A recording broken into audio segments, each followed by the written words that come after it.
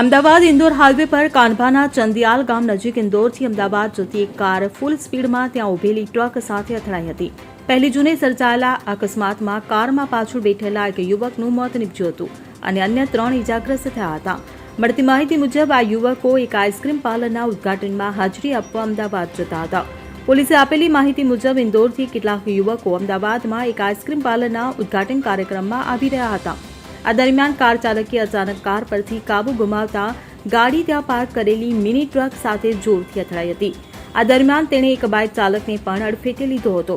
અકસ્માતમાં ટક્કર એટલી જોરથી થઈ હતી કે કારમાં પાછળ બેઠેલા એક યુવકનું ઘટના સ્થળે જ મોત થયું હતું। અકસ્માતમાં મૃતકની ઓળખ રજ્જુ ગૌડ તરીકે થઈ છે। આ સિવાય અન્ય 3 ઇજાગ્રસ્તની ઓળખ અજય રાજપૂત, રાહુલ રાજપૂત અને પુષ્પક યાદવ તરીકે થઈ છે। તમામ ઇજાગ્રસ્તોની સારવાર અર્થે હોસ્પિટલ ખસેડવામાં આવ્યા છે। તેમજ હાલ આ સમગ્ર મામલે પોલીસે ડ્રાઈવર પુષ્પક સામે અકસ્માતનો ગુનો નોંધી વધુ તપાસ હાથ ધરી છે। Bureau report CN24 news. હવે જુઓ દેશ દુનિયાની તમામ ખબરો તમારી આંગળીના ટેરવે।